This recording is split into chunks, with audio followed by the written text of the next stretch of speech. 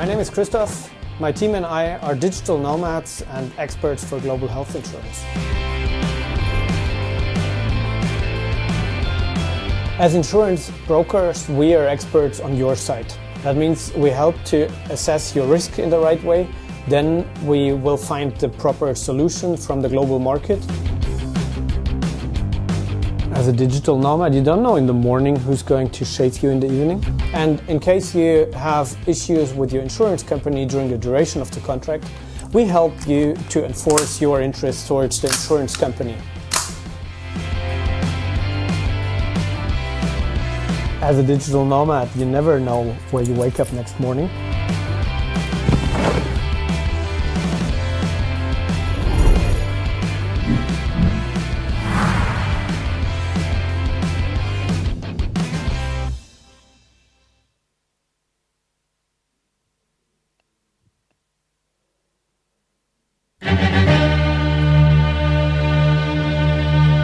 Welcome to day 4 of the Nomad World Fest! Well done, guys. You got out of bed. Very nice. Happy to see everybody. It's Friday, guys. We made it. I want to give you guys a quick little update. Some of you have been listening. Some of you have not, but that's totally okay. I want to let you know at the start of this week, I told you my mission, and my mission was to shake hands with every single person at this event, or fist bump, whatever you want to do. And just last night, the tipping point has begun, folks, because it was less about what I was doing, and it was more about what you guys were doing, because everybody in the streets was fist bumping me, shaking my hand, fist bumping me, shaking my hand. So I just want to let you know my mission is going very well. So thank you very much, guys, and don't hesitate to reach out to me today.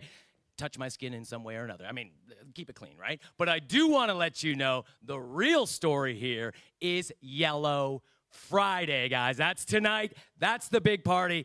That's where we are allowed to get a little weird. And I encourage you on this Friday night, guys, to get weird at Yellow Friday. Of course, we're going to have DJ Guy Pedrix. You guys saw him up on stage yesterday, The Art of Co-Living. He will be the DJ. And if you've never been to one of Guy's shows, you are in for a very big treat. So I want you to spread the word, because tonight it's going to be 10:30 start time at the venue, and it's going to be a kick-ass event. So hopefully you guys are excited about that. Hey, look, a camera. Oh, how embarrassing. She's filming. Okay, well, there it is, guys. So let's get things kicked off on this Friday morning. You guys know how this works. I want to welcome our first guy. And by the way, we have a stacked program here today as well. And also, we have a couple surprises coming from the organizers of the event. So I want to make sure you guys stick around for the duration of it. We are looking to aim for a 1:30 start time so you guys can get your lunch on. And as always, we will have coffee at 11 o'clock. So let's go. This morning's first speaker is deeply passionate about the digital world. He leads a startup studio specializing in product development, recruitment, and is on the forefront of the Algarve evolution.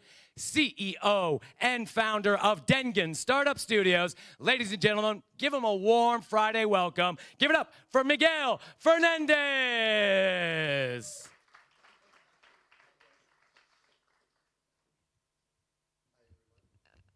One, two, check. Hi, good morning. Thank you for being here on a Friday morning. Not easy. So for the brave ones that made it, thank you so much. It's going to be very hard to speak after these gentlemen, so it should be the other way around. You should close the shows, not introduce them. But either way, I think I have a clicker thing here. Let's see. It works. Cool. So a little bit about Portugal and the innovation. Some friendly faces in the audience. I just saw Carmen there, and he distracted me. And I'm going to talk a little bit about what's happening here in Portugal, but mainly and a little bit more in depth what's happening in the Algarve. So I don't know how many of you have been in Portugal for a while, by a show of hands. Show of hands. You guys are all Portuguese, so I don't know what I'm going to be telling you that's like news, but I'll try. This is my favorite stat. It's still holding their beer. It's still quite affordable compared to a lot of these other places.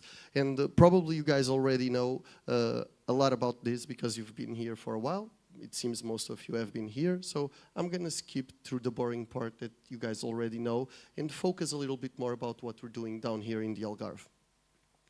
So, some unicorns in Portugal. Tech was very different in innovation 10 years ago. There wasn't any talk about startups or very little talk about this topic. And in the last 10 years, I would say 10, 12 years, Portugal has done a great job positioning itself to attracting talent and people from all over the world here to become entrepreneurs and build cool things from here to the world.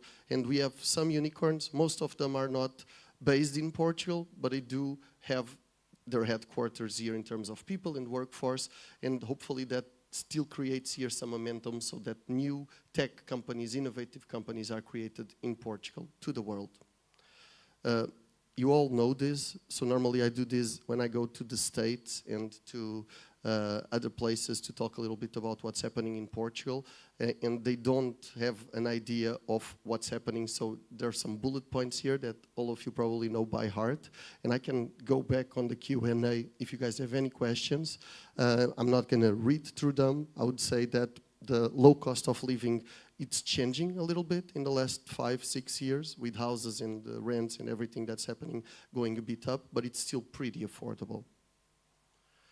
So what's been happening here in the Algarve, and this is where I would like to focus a little bit more, maybe not that much information has been passing around. I grew up in Macau, so I was in China until I was 19 years old, and I was building websites since 92, 93. So I drank from the Kool-Aid. I knew I wanted to work in innovation and tech. And then I came to Portugal when it was like 2001, visiting my grandparents. I fell in love with Portugal. I never thought I was going to stay here. I considered Portugal a third world country back then. It was very backwards in the 90s, Portugal. But Macau, like the humidity today, it's quite a pretty humid day, but Macau, it's 10 times more humid than it is here. You can't see the stars, there's smog, and it's an island, very small, very cramped. And came to Portugal. Like, the weather was amazing, the food was good, all the nice things that probably you guys have been experiencing. This is far better than Thailand or Vietnam, all these paradise kind of places that I had the opportunity to visit when I was a kid. I'm staying here. And I stayed. I'm very happy that I did. I don't regret it at all. But when I moved to the Algarve, it was very hard to kickstart like an innovation, entrepreneurial kind of startups, generating new business, or even meeting other fellow entrepreneurs that were below 60 years old. And I was 21, 22, and I wanted to build stuff. So I love the Algarve, it's been great, but that was a huge challenge. And this little thing, is there a pointer thing? The Algarve Tech Hub didn't exist. And even today, it's not as advertised or well known as I would like it to be. But we needed like a hub, a magnet, so that every fellow entrepreneur, innovator, if they wanted to build something in paradise, they don't feel isolated. And there could be someone trying to connect them to academia, the corporate, the government part. It is very fragmented. There is like 100 associations, there are 16 councils, there is 10 incubators, then we don't know which ones are working, which ones aren't working. So the idea was, 10 years ago, we created this umbrella, this brand, called the Algarve Tech Hub, where someone from abroad that wants to come here, they have a central point of contact where they could be directed to the right places and grants, how to build a company, where there is a lawyer or someone that knows how to work here who are the other entrepreneurs that are really doing something. So that's the vision. We wanted to build a strategic plan to develop the region into a more resilient and innovative region for the future. And we've kind of started talking with the municipalities, with the local government, to build a strategic plan to go from not a lot of companies being built innovative that can work from here to the world, to building more companies until 2030, and we have a specific number in mind. So how do we get there? And we've been talking with everyone that wants to join this conversation, Portuguese, but more important, non-Portuguese, all the new Algarvians that moved here because they have networks, they have exits, they know how to make it happen, and there is not a strong entrepreneurship culture here, so I truly believe only together we'll be able to make something happen in the near future. So what have we been working and what are we working for the next 7 years, at least? These are some areas that the government kind of selected, but more important than this, we need to start working on education, on the primary schools, teaching STEM, entrepreneurship, and digital literacy. That's something that we don't teach kids in Portugal, that teachers normally are public workers, the people that have a job, and they are not very entrepreneurial by nature. So if we don't inject this mindset in schools, I think that it will be very hard to find entrepreneurs bottom up that are going to be ready to build the next disruptive companies, in whatever area that they love. These are some of the areas that we've identified with some potential, and tourism is up there, as you guys may understand why. It's 90% of what we do here in the Algarve, and all the other ones are pretty nimble, but we needed to start somewhere. The other area that we're working, not just education, it's to create a mentor network. There is some people here that have moved to the Algarve that now have 4, 5, 3 exits that know how to build companies and have built it and sold them. And we are creating this group of talented people that can mentor younger or older entrepreneurs that want to build a company. The other area that we are also investing quite a lot of time, it's trying to organize and get nice people like Gonçalo and George to come to the Algarve and organize this type of events so that we can spread a little bit about what we're trying to do and find other potential Algarvians that want to be a part of this journey and not just come here for 1 month and don't know what's happening. At least we can connect them with who's around, what are we doing, and hopefully they want to come back or stay or be a part of what we're trying to build. So organizing events, we're going to have Nomad Fest, that's happening now, almost finished, but the big party, it's tonight, I heard. Secondly, we're going to have Share Algarve in still this month, on the 23rd, and we're going to have a startup weekend in November. So we've had the Algarve Summit. This is totally alien. It's probably the first year in 20 years that I've been here that we've had like 4, 5, 6 relevant, interesting international events. So I do believe and feel that the ball is starting to roll and things are starting to happen. You guys know these pretty pictures. Do I need to sell you guys the Algarve? Actually, this photo was from a friend of mine. Who has seen this photo before by show of hands? So my friend went there, took this picture, he put it online. He never got 1 cent from him, and it became the billboard of the Algarve. So it's very charitable, it's what I tell him. And it's just a small photo from a phone photo from Faro, but it's more to explain a little bit when I'm outside the look and feel that we have. That's not only like the Benagil kind of caves, but we also have like city center and some architecture and some like really cool little cities areas. This, it's something we've been working really hard for the last 10 years. We wanted to have like a flagship kind of hub that it looked like we have intelligent life in Mars. When someone from abroad, an investor or a corporate wants to come and visit, we've built the Algarve. This is called the WildTech campus. It's within the university campus, and it is an accelerator for innovative companies, something that we are very proud because we went to the central government and we were able to get some money to build this infrastructure in the Algarve. It's worthless if there's no entrepreneurs and there is not a network to make these things to start working, but it is a picture. It is a representation of where we want to go in the future. And it's open if anyone wants to visit or know more about what's happening and what we're trying to do in detail. I'm very happy to share.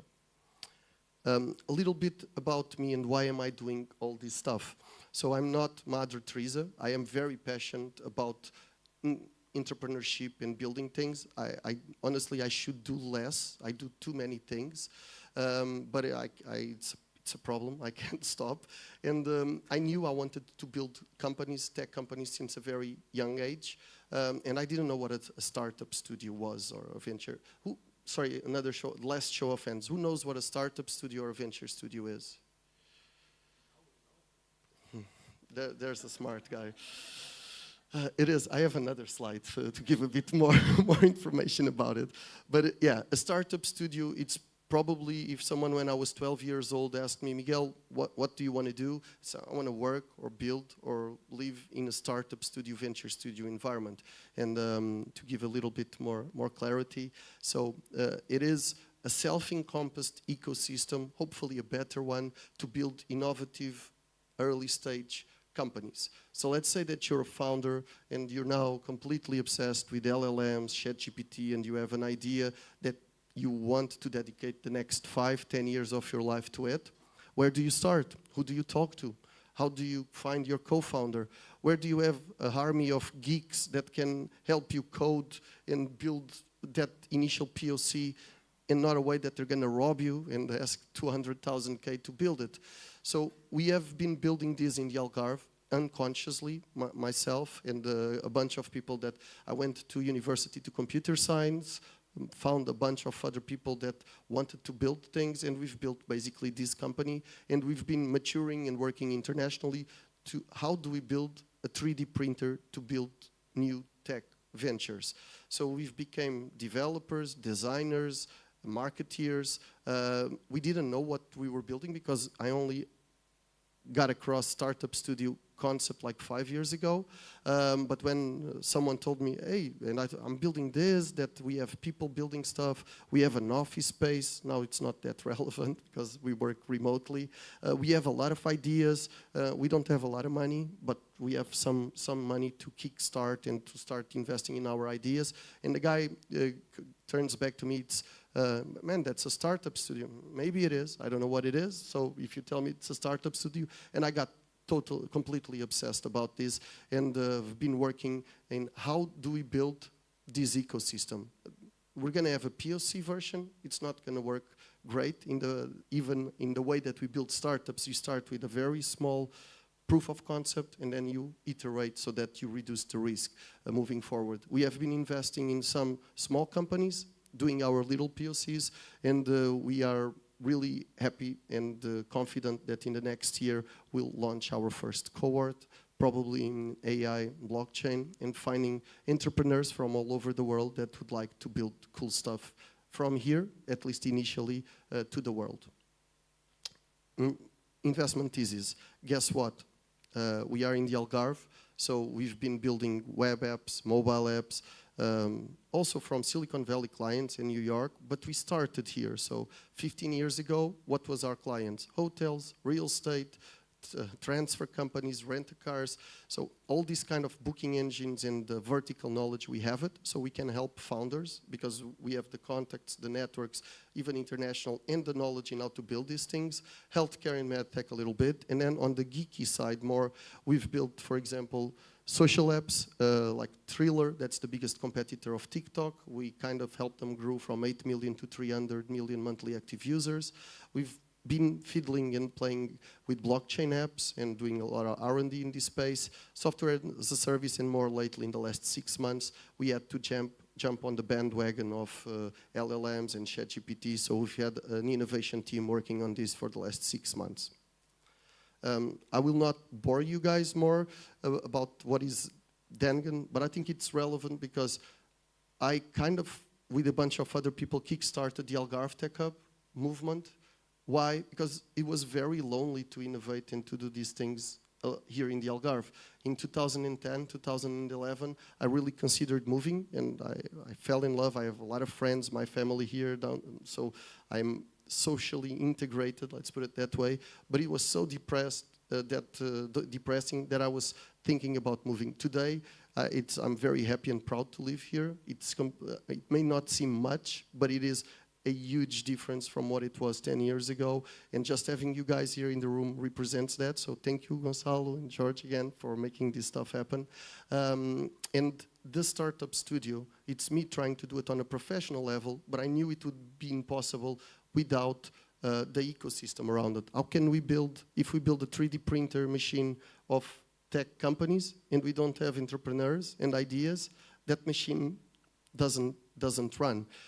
So it was a bit unconscious, and it was not a very strategic kind of plan, but I've been working and investing a lot of time on this philanthropic kind of association, non-profit Algarve Tech Hub, and also on Dengen, and now the two things are kind of colliding. That's basically it. I don't know if I'm with time. There's my LinkedIn thing. Hopefully it works. Any questions, anything that you guys want to talk about what we've just covered, happy to continue a conversation. And I hope you guys are enjoying the Algarve and that potentially you stay and build great stuff and we can make it together, basically. Thank you very much, and thank you for the invite, everyone. There it is. Give it up for Miguel, everybody. Very nice.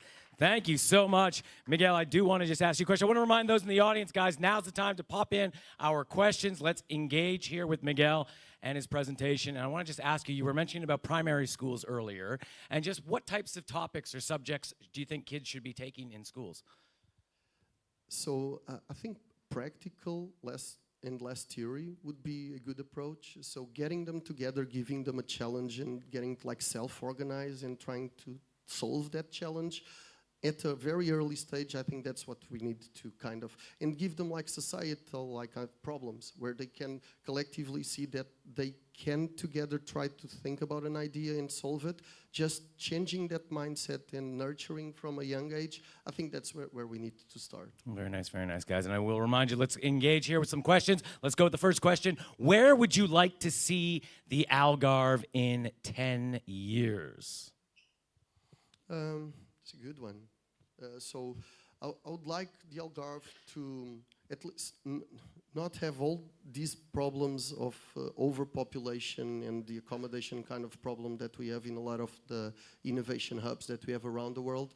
But I would like it to start seeing some zebras, not unicorns, some more sustainable kind of companies growing from here.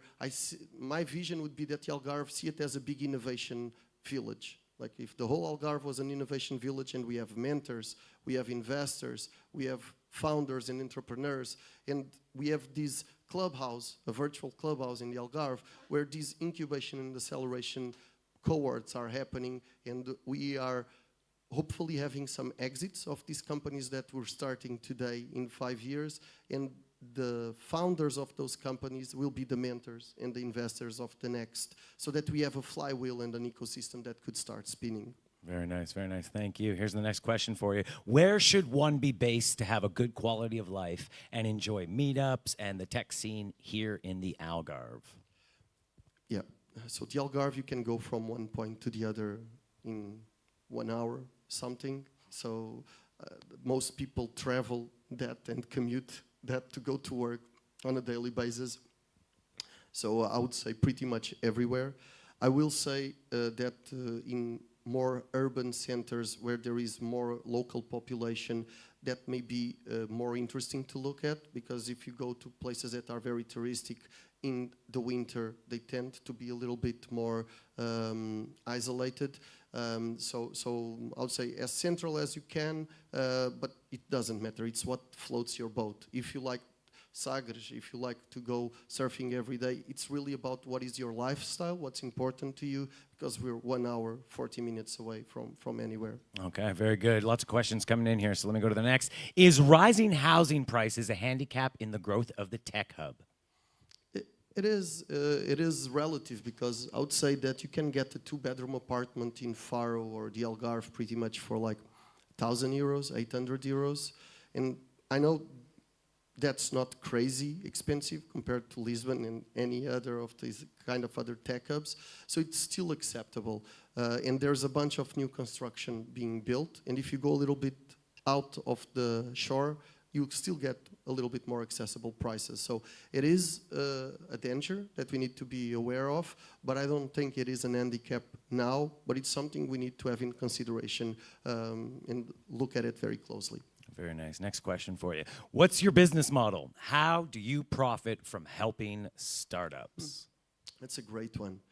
And it took me a while to kind of digest all these capitalist making money. So I build a website, I want to make the most profit of that website. That's a normal agency kind of mindset. Or I build a product and I'm going to build that product for a New York company. I want to get my prices so it's the margin so that I can raise wages of the team and whatnot.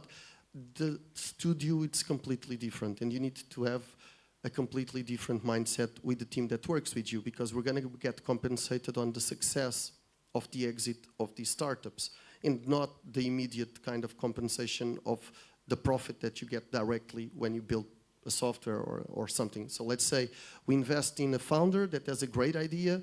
We put 20K, 30K, we built a prototype, we get some traction, maybe they're going to get another round. On the second or third round, we may exit and get triple the money that we've invested, but a lot of them will fail, and not all will be successful. So the business model, it's the equity and the exiting on the right times. Okay, very nice, very nice. Now, I just want to remind everybody out there, we are voting the questions up as they go. So as we're going through, don't hesitate to give it a thumbs up. We only have time for 2 more questions, Miguel. As you mentioned, most of the companies here are related to tourism. Is the government pushing to have more of the tech vertical developed here?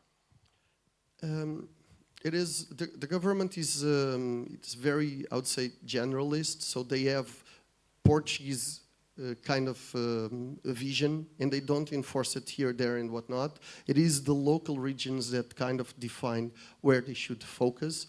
And of course, we cannot, in the Algarve, it represents 90% or 95, 99% of the profits and the money that are generated in the region. So we cannot run from it, basically. So and there is a bunch of grants and funds that have been allocated to tourism, for example, in the PRR, and that's a big one, was like, I think, 60 million. And in the next 7 years, that now it's opening the new grant window on European Union, a lot of them are going to be innovation and sustainability. And then it's a bit agnostic, but if you only have companies in hospitality, those are the ones that are going to apply for them. Very nice, very nice. All right, last question here. In the world of geeks, is there a place for intuitive artists or mentors who can serve as peer supporters to foster more human-centric design? Yeah, I don't think geeks, it's very hard for geeks to do anything alone. So normally, a geek can be a guy that loves science, or it doesn't need to be like a coder or whatever it is. And it's in the best sense of the world. But I think we need multidisciplinary teams to build successful companies. So 100%, and just the different approach in the mindset and the combination of the interactions that can arise from that, I think it makes a lot of sense. You need a product person, you need a visionary, you need a developer, and companies are, in my opinion, never built with one person. It's they will fail. The chances of failure are very, very high. It's super hard to be a master, like a jack of all trades, and you become a master of none. Thank you. Ladies and gentlemen, please put your hands together for Miguel. Very nice. Miguel Fernandez, thank you so much. Appreciate it. Very good, very good. Thank you, very nice. Guys, I do want to remind everybody in the audience right now, I'm giving you a little sneak peek. We are going to be doing a large group photo here at around 1:30 this afternoon. Those people who showed up late won't know about that photo, so you can tell them or not. It's totally up to you. But you guys want to be a part of it, so just remember, around 1:30, we'll do a photo up here. Let's keep moving things along. Our next speaker is exactly the kind of person you would want in your corner. She specializes in helping remote workers and travelers maintain healthy routines while traveling the world, and she practices. Let me rephrase that. She practices what she preaches. That's right. That's what I'm trying to say. Ladies and gentlemen, please put your hands together for certified health coach at Seeking V, Veronica Paterka.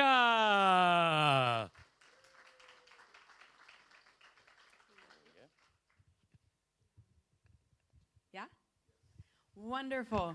I'm Veronica. I'm a full-time nomad. So like Derek said, I practice exactly what I preach. I don't just tell you how to be healthy and then go home to my perfect, comfy, cozy lifestyle. I'm actually in the trenches with you, all nomads. So I'm going to say something pretty controversial. And that is that exercising is a really bad way to lose weight. And so that's not what I'm going to be talking about. If you want to have that conversation, come find me at the end. All right, so I'm going to be teaching you how to use fitness as a competitive advantage as an entrepreneur and the fuel to live a big life, because that's exactly what I use it for. And so let's get into it. So working remotely gives us the freedom to squeeze many lives into a single lifetime. It's what most people can only dream of. But many digital nomads have traded in that dream for a reality of travel fatigue, mom and dad bods, and slipping work performance, unfortunately.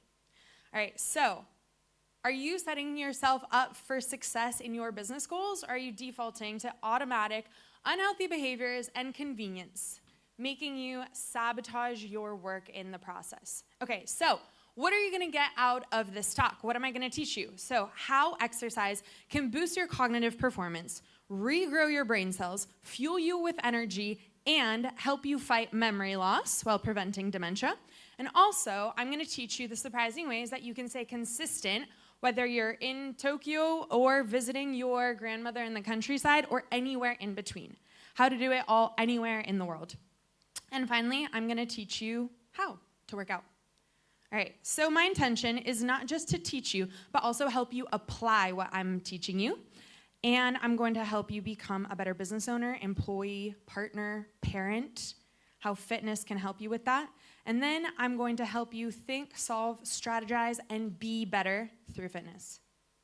My promise to you is if you don't think I gave you enough value in these 25 minutes, then I'm going to offer you free personalized 60 minutes with me. No strings attached, no sales, no nothing. So if I didn't prove to you and give you enough value during this time, I'm going to give you more time. And if you really like what I have to teach, then you just get even more time with me. All right, so I'll keep that promise in the end. Who am I? I'm Veronica. I'm a nomadic health coach. And why should you listen to me? What gives me the right to stand up here? Well, I have a bachelor's in neuroscience. I'm a certified health coach. I'm also certified in functional nutrition. I'm a fitness trainer. I'm currently studying nutritional psychiatry. And I'm a full-time digital nomad. So let's get into it. How does exercise sharpen your mind? Well, first of all, I'm going to teach you a little bit of Neuroscience 101. And that is that the evolutionary purpose of your brain is actually to move. If we look at the sea sponge, one of the first organisms to have a brain, when it is born, it moves. It finds its permanent location, and as soon as it is done moving, it actually eats its own brain because the brain is no longer relevant for it. So the primary reason why we evolved to have a brain is for movement. Why do we care about that right now? It's because it helps us learn. So survival is really important. We want to learn and remember anything that helps us survive and anything that is good. So if any creature learns that it needs to run away somewhere, to run from a predator, run from death, run from risk, and find a new place where they have safety or food, our brain really wants to remember that information. So movement can get us away from danger and towards survival. And so when we start exercising, our brain is primed to learn and remember. That's how exercise and movement primes your brain to learn things better. Next point. Exercise also releases BDNF, which stands for brain-derived neurotropic factor. Oh, that autocorrected to factory. It's factor. That is a molecule that gives us the potential to learn by increasing plasticity. What is plasticity? Plasticity is the ability for our brain to change. So if you've ever seen a picture of a neuron, it has branches at the end. Those branches are really important for making connections with other different neurons. The more we have, the more connected our brain is, and that's better. We are sharper, smarter, can think better and faster the more neural connections we have. So BDNF is that potential that allows us to create more connections in our brain. Neuroplasticity is the ability for our brain to grow and change and make more connections. That makes us smarter because the more connections we make, the more we can connect different parts of our brain and connect different ideas, helping us be more creative, connect different topics, problem solve. All right, next, it also increases brain circulation, blood flow to the brain, bringing more energy, blood flow, oxygen, resources, nutrients to really important parts of the brain where executive functioning occurs, processing speed occurs, memory occurs, and also it helps remove the toxic waste that occurs in those places. Next up, how does exercise support emotional resilience? Because many of you are business owners, entrepreneurs, and that is stressful. There's a lot that goes on, and you have to be putting out a lot of fires. You're also travelers. That comes along with a lot of logistical stress and jet lag and meetings and changing time zones. You also are probably parents, partners, have family members, and all of that comes with its own stress. So how can you be more emotionally resilient? It helps fight depression. There's incredible research right now about how exercise is able to reduce depression and reverse volumetric loss, which is something that happens in the brain when you are depressed or experience a lot of chronic stress. We don't want volumetric loss. We don't want our brain to shrink. It also lowers anxiety, PTSD, all sorts of phobias, and anything related to mental health challenges. All of those things are also associated with earlier death and heart disease. We don't want either of those, right? I don't think many of us want that. So if you exercise, you actually get to reverse that. Another really interesting thing about anxiety is that movement helps lower anxiety. Thinking about something and trying to figure it out more and more and more frequently actually doesn't help solve the problem. It's really good to stop thinking about something, remove yourself from it, and they have found out that exercise actually increases creativity by activating the cerebellum, the part of the brain that is responsible for movement, and shutting down the logical, reasoning, rational part of the brain that really, really wants to try and solve those problems. Well, if we for a second stop trying to solve those problems, go exercise, activate our creative solutions, then that's going to help us solve more problems. Again, it increases circulation in the executive functioning portion of the brain, the one that makes us an adult, rational, judgmental, helps us with time management, as well as the hippocampal areas, and that's where memory is stored. Moving on. Okay, memory. How does it help us preserve memory and also help us fight dementia? Dementia is such a big problem right now, and by 2050, they predict that every other person is going to experience dementia, Alzheimer's, Parkinson's disease. So we want to do anything we can to reduce that risk. So again, like I said, it increases neurogenesis and neuroplasticity. The more connections we can have, the stronger and healthier our brain is, but also neurogenesis. That means the growth of brain cells. Back in the day, they used to think that the amount of brain cells that we were born with was all we got, and there was no way to regrow brain cells. That is partially not true anymore. So they have actually found that there are a few ways that allow new brain cells to grow in some parts of the brain. One of those parts is the hippocampus. That is exactly where memories are stored. That works out really well for us if we're trying to preserve memory. And one of the ways that allows us to grow new brain cells is exercise. So literally, exercise keeps your brain young. Same concept right here. We're increasing tissue in the hippocampus to improve our memory storage. And again, I've said this on every single slide, but it increases brain circulation in the executive functioning portion of our brain and the hippocampus to increase oxygen, blood flow, nutrients, and waste removal from those areas of the brain. And exercise is really good at clearing amyloid beta from the brain. If any of you have heard of amyloid plaques, that is the important particle in the brain that causes Alzheimer's disease. One of the factors that contributes to Alzheimer's disease. So we want to get rid of that from our brain. Exercise is a fantastic way to do that. And if you were at my talk on Tuesday, where I talked about these same concepts, but how to use nutrition to achieve those things, then you also heard me talk about sleep. I think I mentioned it, how many times? 17? Something like that. So I'm going to mention it here again as well. Sleep is also the best way, just trying to draw more attention to myself. It is the best way to clear amyloid beta from your brain. Exercise is another fantastic way to go about it. Because, let me explain, biochemical reactions in our body that have to happen, metabolism, creating energy from the food we eat, every single biochemical reaction in our body that happens, there are billions of them that happen every single day in our body, they all have waste byproducts.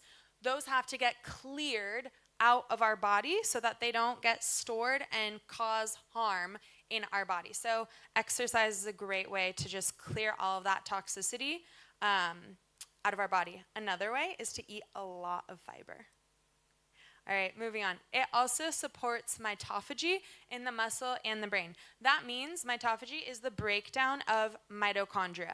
Why do we want our body to break something down? Because we want it to clear out the cells that are no longer functioning.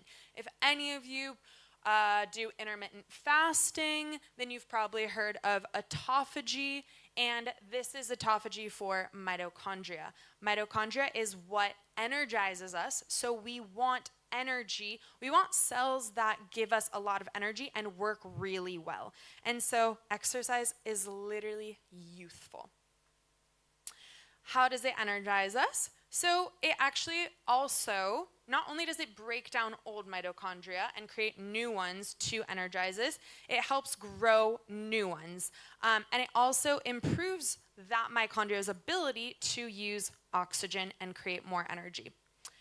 Another reason, and this doesn't have to do with energy, but it fit nicely on this side, if you take a break from exercise and aren't getting the immediate benefits of exercise because you skipped your workout that day, well, if you have a chronic habit of exercising, it covers you for those days when you do take a break. So that's another reason why you want to have a really consistent exercise habit, because it's kind of like insurance. It covers you on the days that you don't work out.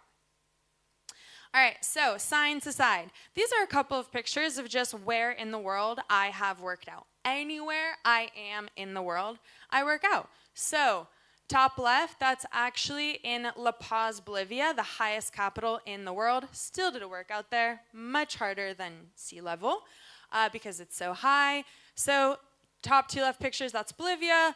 On the right-hand side, that's Cartagena. Bottom right two pictures, that's a beach in Tayrona National Park in Colombia. And that on the left is just a gym. So I make sure I work out anywhere, any situation, any circumstance, and I'm about to teach you how to do that. So, but science aside, what actually happens when we work out? We literally remove ourselves from the problem. If we're solving a problem at work, it gives us the opportunity to actually step away and give us space. And like I said, when we exercise, we actually activate the creative side of our brain, and it does help lead us to solving problems. It activates other part of your brain that solves problem after the exercise. It brings blood flow to the logical parts of your brain that help you solve problems. So in the moment, if you're stressed out, you can take a break, let your creativity solve your problems, and then come back to it where you've already re-energized those parts of the brain that now help you come up with a plan for how do we implement this? What's the plan? How do we execute? They work really well together. All right, and exercising is going to make you feel way better, way more confident, and you'll have the confidence to come back and solve your problems in your business. There is something really interesting and thought-provoking that I was going to say right now, and I forgot. So we're going to move on, and we're going to come back to it. Yeah, say it to the end, because that thought's probably going to come back. All right, so Flexibility and adaptability are the key to consistency and discipline. There's actually nothing special and no hidden meaning behind that E besides a blooper that I made, so don't think too much about it.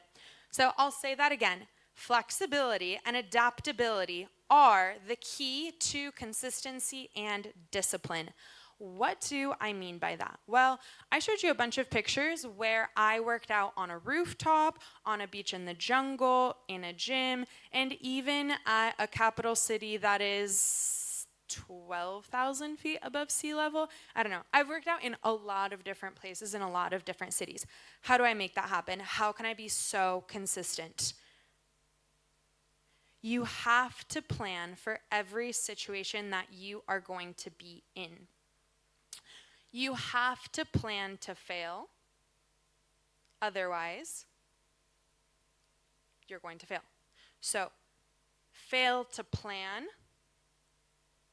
plan to fail. I'm going to help you come up with a plan for every single situation, circumstance, time frame that you have. But in reality, I'm just helping you bust your own excuses. So plan for every context and every environment. What does that mean? I have a plan for whether I'm in a busy city and I have access to a gym and I have a nice Airbnb and a well-stocked kitchen. I know exactly what I do. I go train at the gym and I follow my workout programs. But I'm not always in cities. Sometimes I'm in tiny, tiny little towns that have no access to barely anything. I have just spent the last 4 weeks in a tiny town called Vila Nova de Mil Fontes.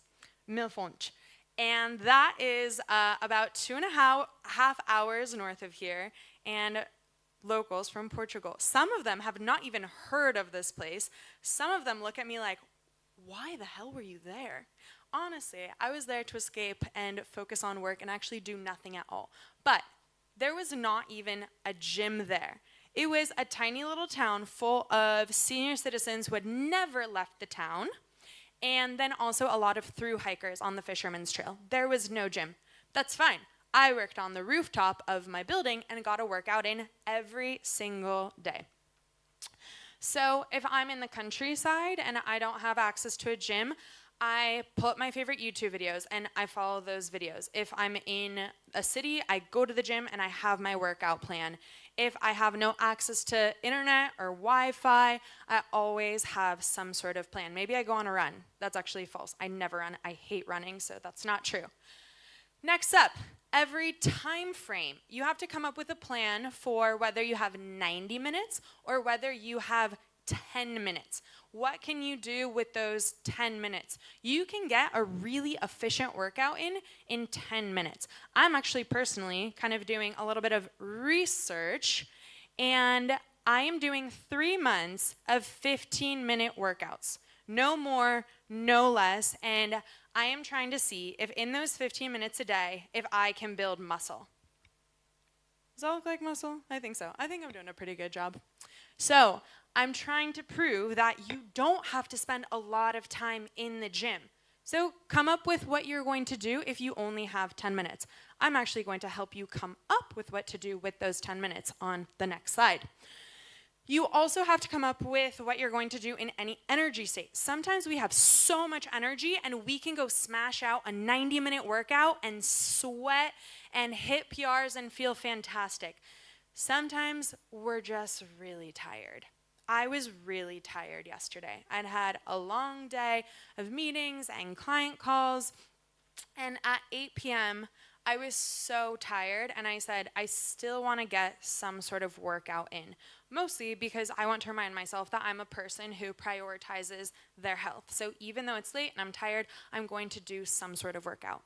I opted for just a really easy workout, and honestly, I did it while having a chat with my roommate. She and I were sitting on our bed, chatting, just talking, and I got up, and while we were talking, I started exercising, and we just kept chatting, and I worked out probably for 10 minutes, nothing hard at all. I had my resistance bands. I did a couple of bicep curls and some back exercises and some tricep exercises, and it was really easy. But it matched my energy. And had I told myself, you have to go do a 90-minute workout, I wouldn't have made it happen. Okay, next up, you also want to plan for every level of motivation. This is when you become expert negotiators. What are you willing to do when you're not motivated at all? Finally, I am running out of time, so you're gonna wanna take a picture of what I'm about to say. This is the formula for how to create a workout anywhere, any amount of time. Start with the first one. Set 1, you have A, B, C. You want an upper body exercise, a lower body exercise, and a core exercise. You're going to repeat that 3 times. Each of these sets is 10 minutes long. That means if you only have 10 minutes, you only have to do one of these. If you have more time, you can do a second one. If you have 30 minutes, you can do all 3. And you can add more sets. You can add more exercises to every set. You can use this formula in the gym with dumbbells, or if you don't have access to a gym, you can use resistance bands or your body. I'm gonna jump right to the end. My goal is to travel around the world and do epic shit and just overall do incredible things, whether that's going on adventures, building businesses, making connections. I wanna help you use your health to lead you to your full potential. I really don't want you to lose the adventure, because that's my goal. If I'm going to keep my promise, if you don't think I provided you with enough value and this time was not spent well, I'm going to give you more value, or if you really like this presentation, you can spend more time with me. No strings attached. This is not a sales call. This is 60 minutes of me listening to you, coming up with a plan for you. I gave a presentation on Thursday. Within minutes, 20 people had signed up to talk to me. I've already spent the last couple of days doing one-on-ones and working with people. So people are hopping on this and getting 60 minutes. So if you want to participate in that as well, you can do that right here. Thank you. Very nice. Give it up for Veronica, everybody. Very good. Let's get those questions up on the screen, everybody. Submit your questions now. It'd be great. And you know what, Veronica, as I slowly make my way to the stage, I got to say, we actually have a lot in common. You know that place you were in for a month, Milfontes. I don't know if you remember this. 3.5 years ago, the world came down with a cough, and I found myself as the only guest at that hotel that you spoke about. No. I had my resistance bands on the rooftop, and I did that for 6 weeks straight, and I was the only guy there. So I know exactly the location you speak of, and you're right, great place to work out. So very nice, yeah. And based on what you just said, I'm still reaping the benefits of those exercises now, because as you can see, I'm practically sweating through my shirt. So guys, you look fantastic. Yeah, I appreciate that. That's very nice. Let's jump into the questions. Can you explain the correlation between online addiction and increasing mental health issues?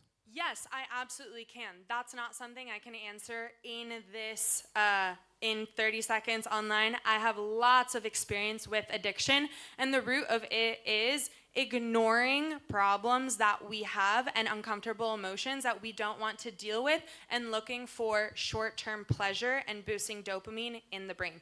That's my short answer. If you want to have a longer conversation about addiction, find me in person afterwards. Thank you. Next question. Most of us spend too much time seated.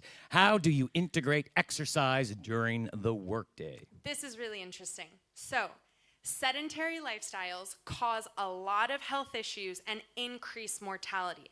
They looked at studies of people who exercise for 60 minutes a day but then are otherwise sedentary. Those people who worked out for 60 minutes a day still had those same health risks of the people who otherwise lived a sedentary lifestyle. So a 60-minute workout is not enough to protect you from the risks of a sedentary lifestyle. So you want to be as active as possible throughout your day. What have I been doing? Our house with the people that I'm living with is 25 minutes away. I walk here and I walk back every single day. I skip the Uber. Whenever I take a look at my calendar and I see what of these can I do while walking. I have some clients that I work with who also want to do a walking meeting, so we both walk while doing our one-on-one. If I need to learn, I'm always taking courses, getting certified. I love learning. I frequently do those things while walking. And then I take a break and I go get water and I go outside, get sunshine, try and move my legs every single hour, and then I come and sit back down. So really important to be active throughout the day. All right. This is more of a Derek question than anything. Is it possible to have too many brain cells? It is. We actually all have too many brain cells when we're born.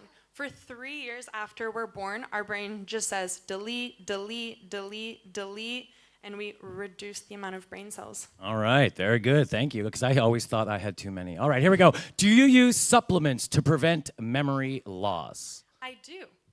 And supplements are a very personal recommendation, so I don't want to make any suggestions to the whole crowd. But the most probably well-studied supplement at the moment for depression and memory prevention, or memory loss prevention, is omega fish supplements. Okay. How can you explain to someone that their parasympathetic nervous system needs regular breaks from technology to rest and process information? That's an interesting question. It was very difficult to say. So the parasympathetic nervous system is actually the one we want to activate to rest and process information. That's what I thought.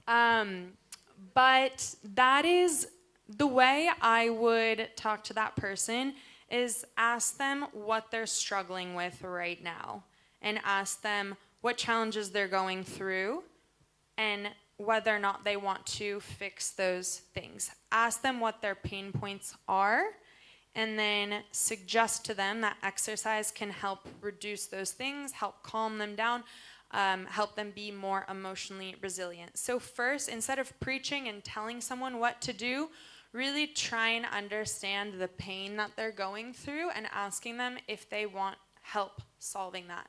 I think asking and trying to understand people is a better approach than to preach and try and tell people what to do. Very nice. Just a couple more questions here. Why is overexposure and dependency on social media increasing the risk of depression, loneliness, and promoting self-narcissism? You know, this is a little off topic. We are talking about fitness and exercise and memory health. But, I mean, it's connection. And I will bring this back to the topic that we are talking about, and that is trying to increase the quality of our life for as long as possible and keep our brain sharp. And I know I touched on this on Tuesday when we were talking about nutrition and mental health, and that is that lack of social connections is harming our brain. Gonzalo talked about this on the first day, and it is so true. It is such not just a national issue, but a world issue. The UK actually has a minister of loneliness. It's a huge deal.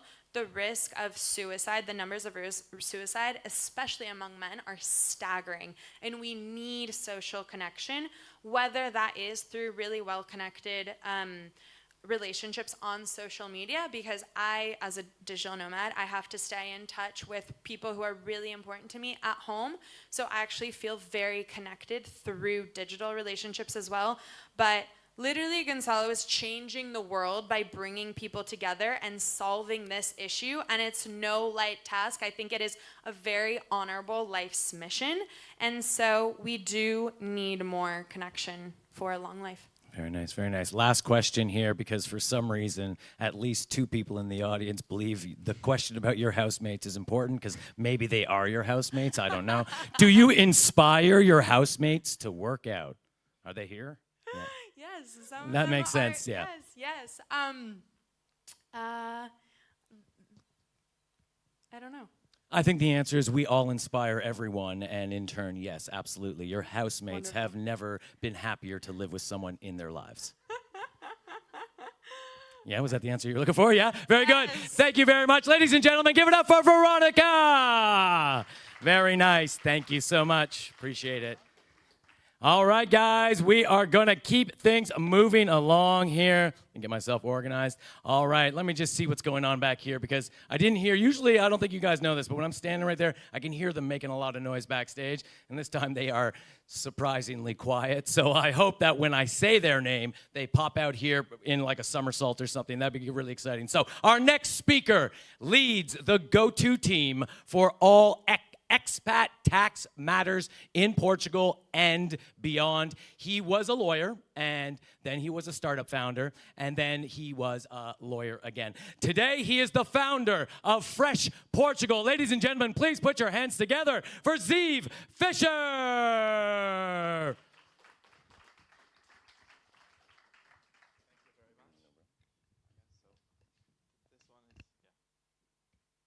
Hi everyone.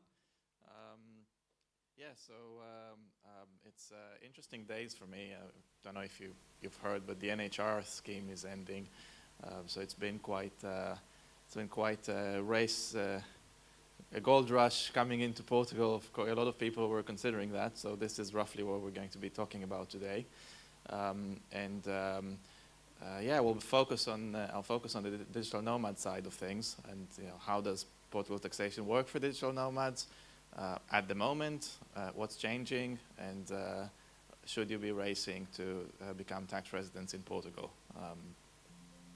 So is this one? Oh, okay. Yeah, so I was, when I initially planned this talk, the NHR scheme wasn't ending. It was going to live forever.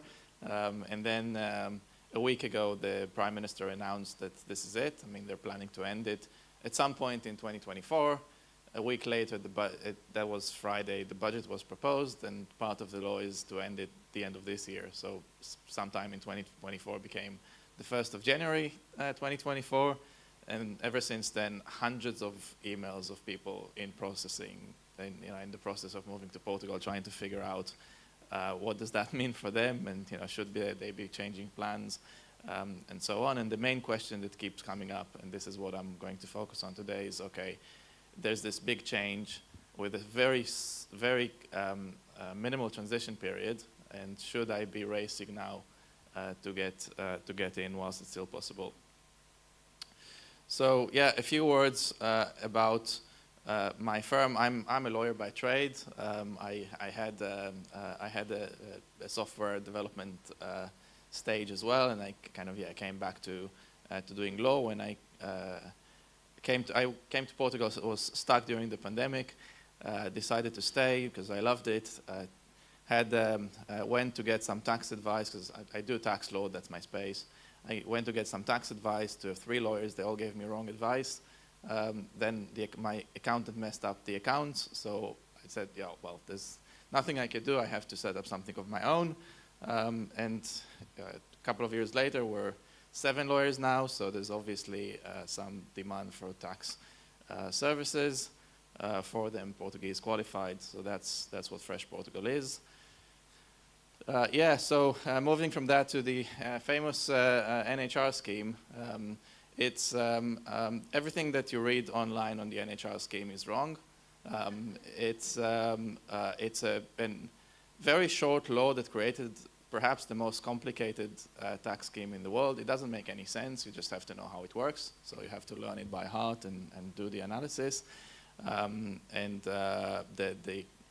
main foundations are income from work that you do in Portugal. Is if you're in certain high value activities like software developers and other things, it's taxed at a lower rate to the normal progressive rate. And if you have passive income like dividends or interest, then and they come from overseas, then it's not taxed at all. But income from work is not a clear thing, because if you work in your own company and the company pays you a dividend, that's not exactly work. It's a kind of a dividend.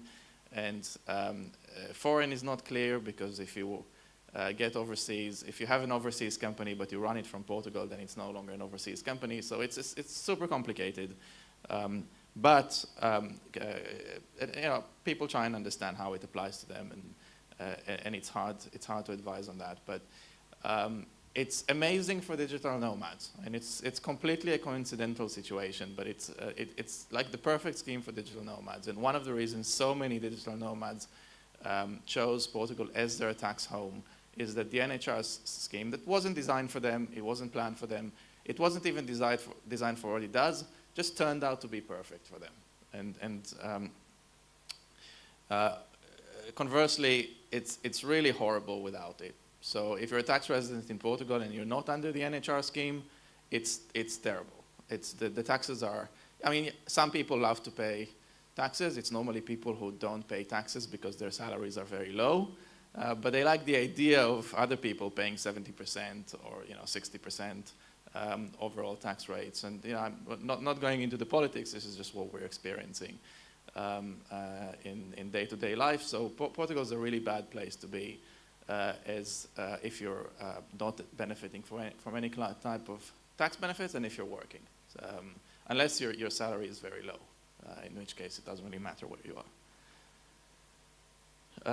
Yeah, this is just kind of examples of how for normal people, like not digital nomads, just anyone who's in a high value activity, how things look with the NHR or without the NHR. I mean, I will caveat that in that there was there's an alternative scheme that was hiding in the budget, and we only found it after I made this presentation, so it's actually not that bad. There's a 5-year reduction on taxes instead of the NHR scheme, but generally this is how it looks like.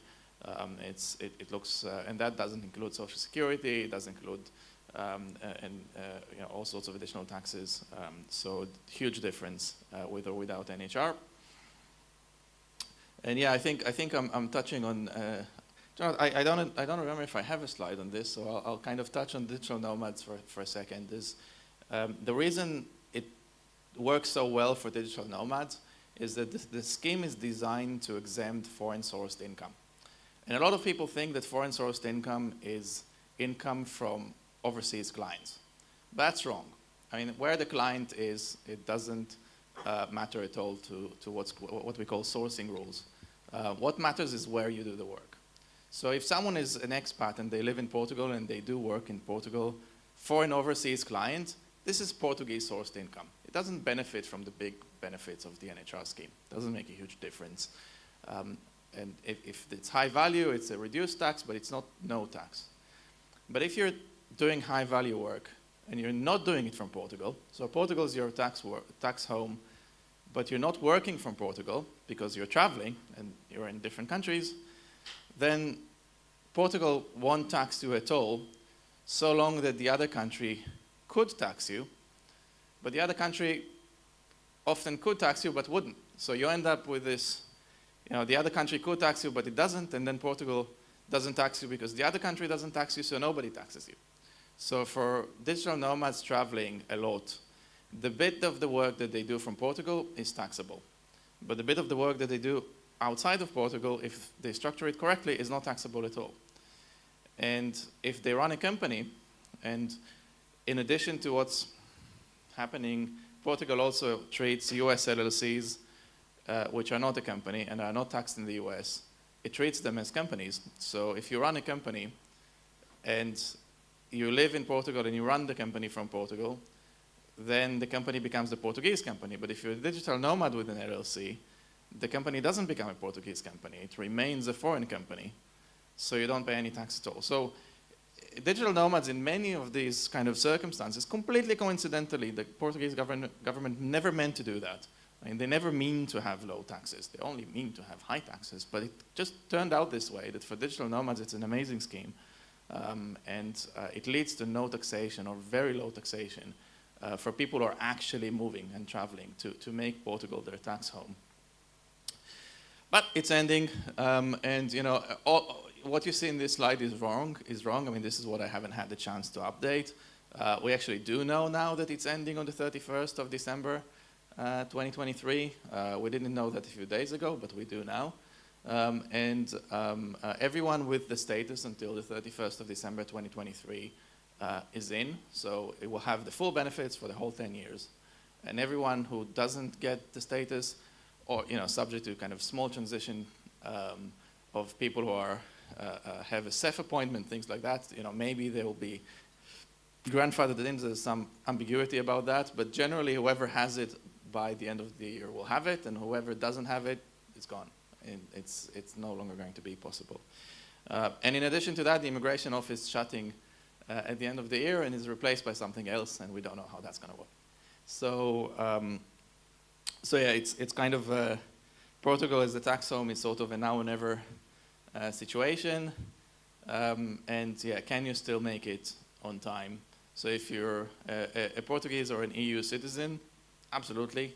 I mean, it's not that difficult. It's the process of registering as a tax resident in Portugal is fairly straightforward and simple, and most of you can do it yourself.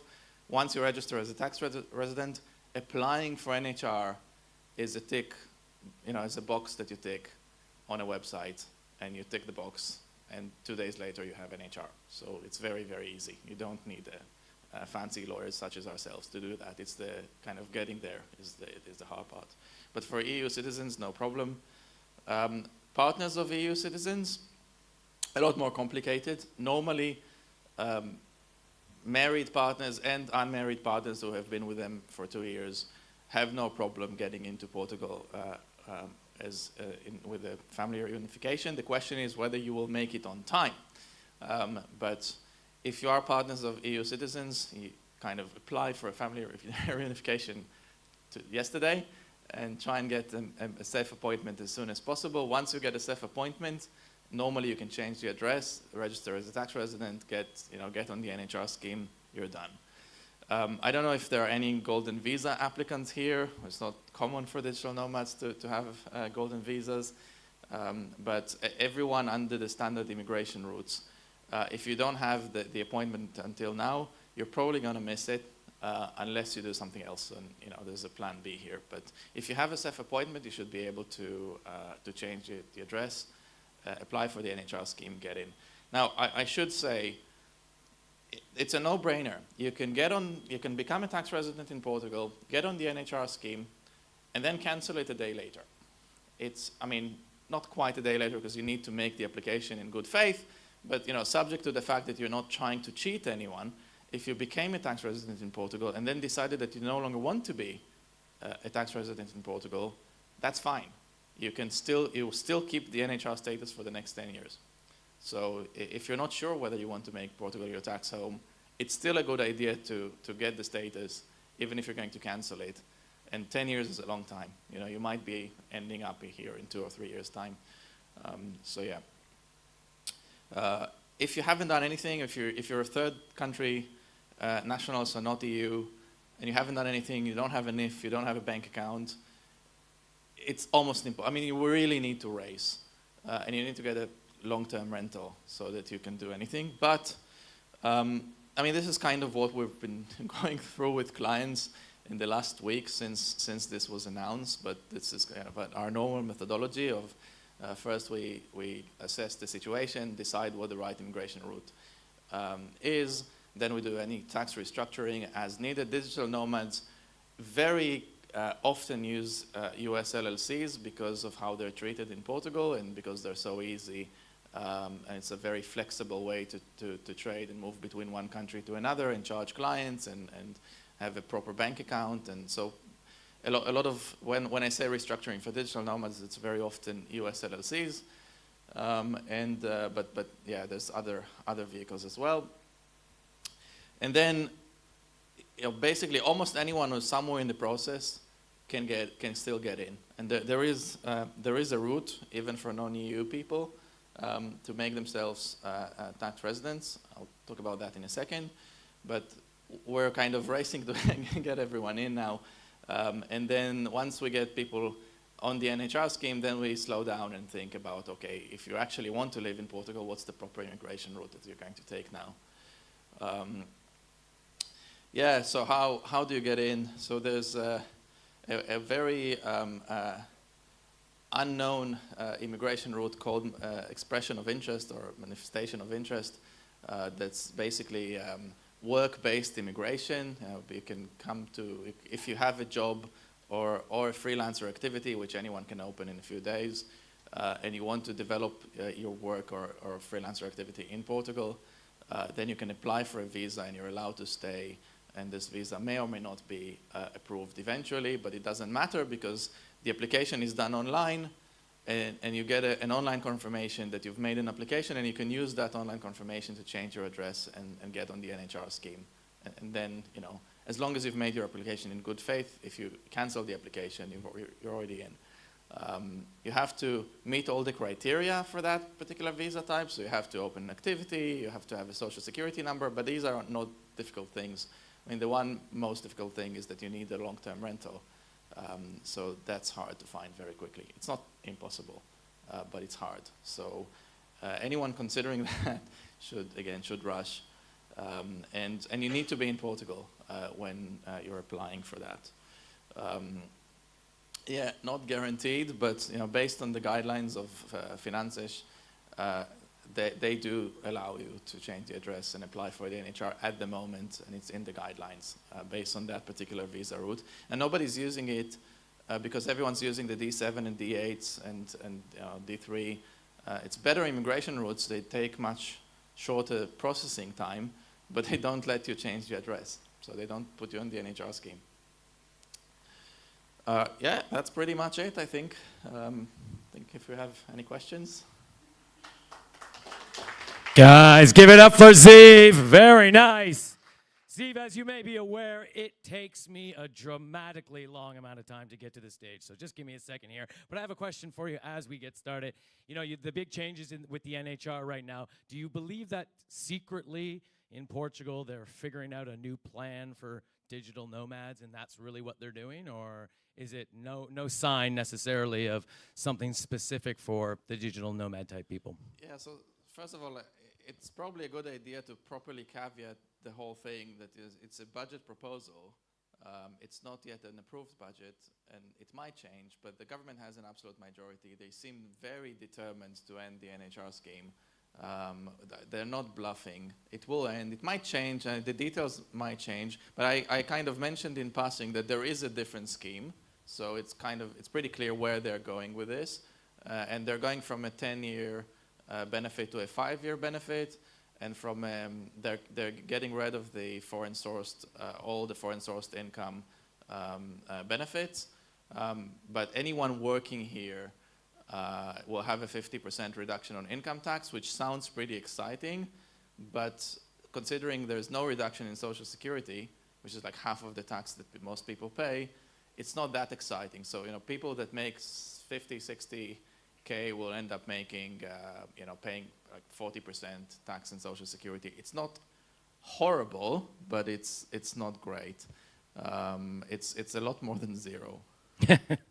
Correct. It's about 40 more. Exactly. Yeah. Wow. Yes, very nice. Let's jump into the questions. Can I register for NHR now while registered as a tax resident in another country right now and be registered in 2 places? Well, everyone who is considering registering now, almost everyone is a tax resident in another country. Very few people are not tax residents anywhere. And one of the reasons Portugal is so attractive is because you can be a tax resident here, pay no tax, and travel the world. And it's very good to be a tax resident somewhere. You can have a bank account. You're not bothered by, in a lot of places. So this is why a lot of people opted for Portugal in the first place. So yeah, absolutely. Very nice, very nice. From a perspective of political games, is NHR really ending, or is the president just testing the water with the announcement? Yeah, so as I've said, the announcement was a week ago. The budget proposal came on Friday with the proposed law. It's very detailed.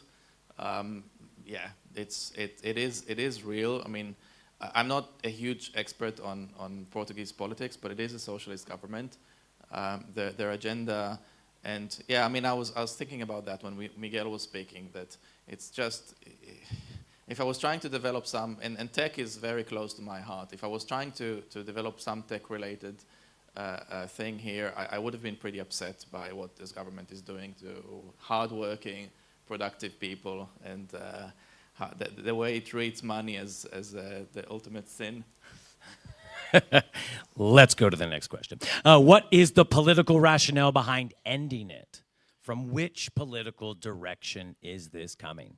Well, again, I mean, it was strange to give political commentary, but I have been living in central Lisbon and hearing the voices, and yeah, the people are pissed, primarily about house prices, which are rising. You know, you can have a very long discussion why are they rising and how much of that, if any, is attributed to people coming. You know, probably some of it is, but that's definitely the perception.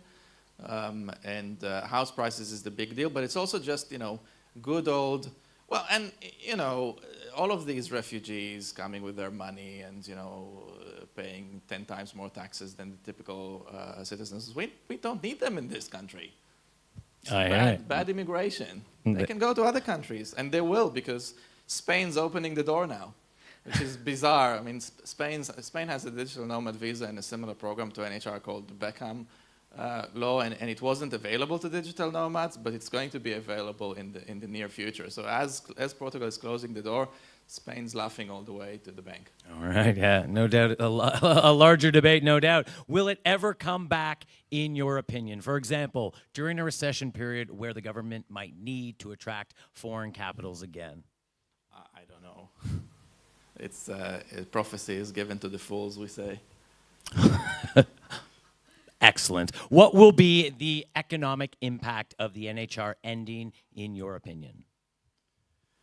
It's all politics. It's interesting. Yeah, I think it will be pretty bad.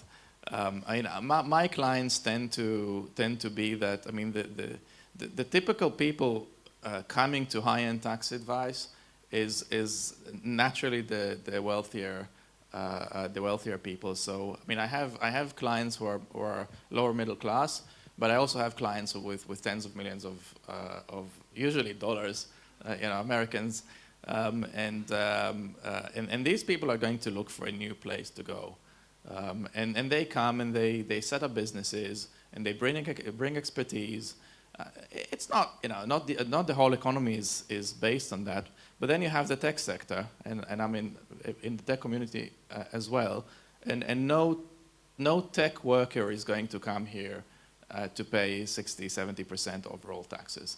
That's finished. So. You know, I'm sorry for Miguel again, and I'm sorry for me. So the NHR scheme is pretty stupid in how it deals with tech investment, and I make angel investments in tech companies. The only country that I'm punished to invest in under the NHR scheme is Portugal. And if I invest in the UK, because I'm a UK taxpayer as well, the government gives me 80% of my money back. If I invest elsewhere, Portugal lets me use a Madeira company and pay 5% tax on that. If I invest in Portugal, I pay full tax. So the NHR scheme, as is, makes sure that investing in Portugal would be a bad idea in the tech ecosystem. Now it's going to be worse. All right. Ziv, one last question here for you. To clarify, you can have the NHR status but cancel residency for a period of time independently of that and return as NHR later within the 10 years. Exactly. So it keeps running. I mean, it's a status for 10 years. If you get it today, it expires 10 years from now. If you stop being a tax resident and you go elsewhere, the time keeps running, but you can come back and conclude your 10-year period. Very nice. Thank you. Thank you very much, ladies and gentlemen. Give it up for Ziv Fisher.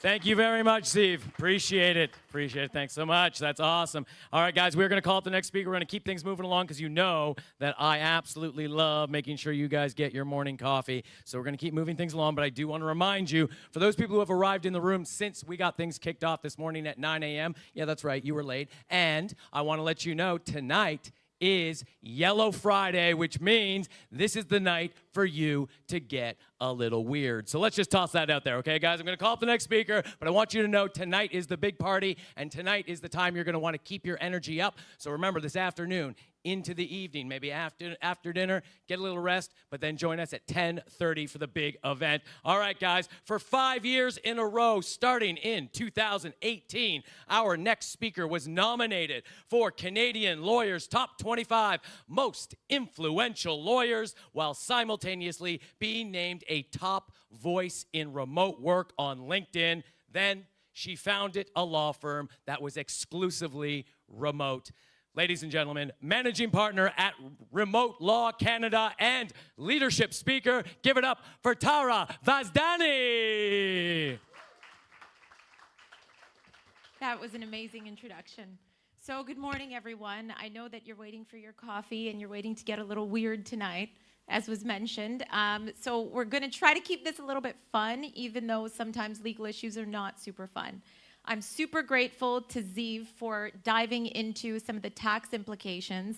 Because he's taken care of that, I would rather focus on some of the employment law issues as well as independent contractor issues, which I think is pretty prevalent for nomads and something that's still a little bit arbitrary and vague and could really use some deep dive. So my name is Tara Vazdani. I'm the managing partner of my law firm, Remote Law Canada. It was founded in 2018, so just prior to the pandemic. And really, it was because I had watched a documentary about digital nomads sort of traveling all over the globe and thinking, as an employment lawyer, I mean, how are they protected? What happens when there's a breach of the employment agreement? What happens when there's a breach of confidentiality? What exactly do we do when you're dealing with an employee who is misclassified as an independent contractor and all of a sudden the relationship is severed? So those are some of the things that we're going to get into today. And so when we speak about remote law, I'm really speaking about our company's assistance for organizations and employees that are struggling with identifying some of these legal complications and compliance issues. We initially started off by offering templated employment agreements, independent contractor agreements, health and safety checklists, and this whole gambit of sort of legal documents to help people operate remotely or as a nomad.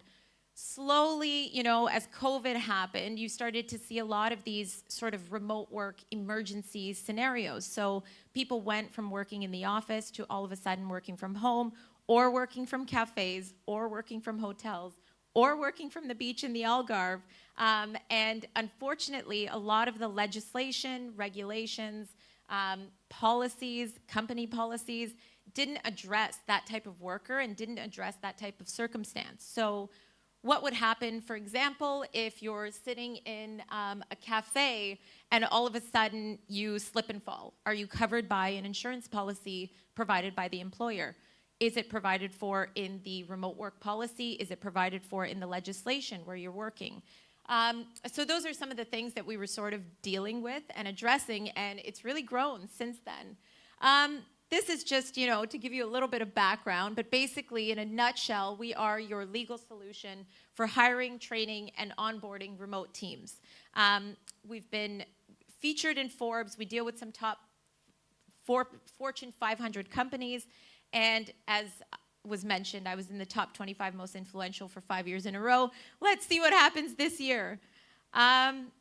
So when we talk about the top legal issues for nomadic employees and contractors, the reason I've sort of separated them is because employees are dealt with very differently than contractors under the law. And that's true in whatever jurisdiction you're in. So if you're here in Portugal, if you're in Canada, if you're in the US, it's very, very different how you're treated as an employee and a contractor. And to make things even more complicated, it's very different how you're treated depending on what state you're in or if you're in a certain municipality, for example. So it's really important to identify some of those larger issues and those larger differences between employee and contractor.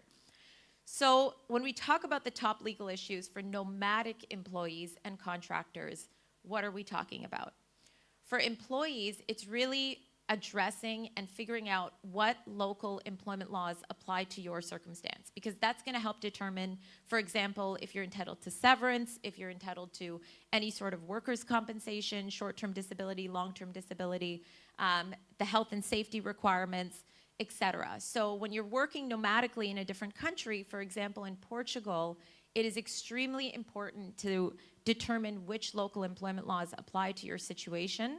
And we'll get into some of those examples. But it will really help to sort of figure out whether you're entitled to severance on termination, whether you're entitled to workers' compensation, and those types of things. Payroll also matters for nomadic employees because it will determine, for example, what your minimum wage requirements are, as well as what taxes have to be paid in the jurisdiction that you're dealing with. It's much better when you're an employee because the employer is sort of handling a lot of those tax obligations. So all of the statutory deductions that have to be paid by the employer are paid by them, and really compliance is up to them. So that's true whether you're dealing with an employer of record or you're dealing with an employer directly. Visas and compliance when you're an employee is also very, very important, but again, it falls on your employer. So when you're in that situation, it's pretty excellent. I mean, they're sort of dealing with this employer of record. If the employer of record mistakens what sort of visa you're supposed to have, it's sort of their issue. And so, you know, you're in a nice, comfy situation. I know the discussion for nomads tends to be that independent contractor is the way to go. However, when you're working as an independent contractor, you're deprived of a lot of benefits. And so we will get to misclassification, but you know, I just want to highlight some of the benefits that come with being employed, whether it's by an employer of record or an employer. And some of those benefits are that they deal with the statutory deductions, they deal with visas and compliance, they sort of address the tax implications and all of that stuff that nobody wants to deal with.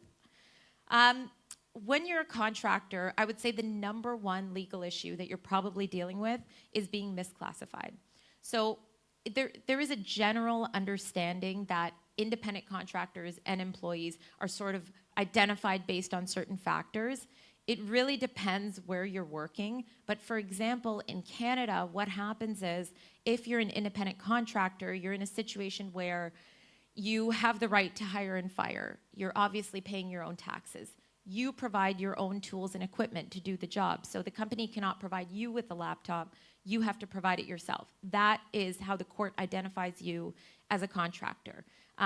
There's a really good case in Canada that went all the way up to the Supreme Court of Canada that actually found that Uber drivers are employees and not contractors under the law because they met mostly the factors that identified with being an employee and not an independent contractor. So when you look at the agreement, it's well and good that whoever is hiring you is going to stamp sort of a title on there that says, this is an independent contractor agreement or this is a services agreement.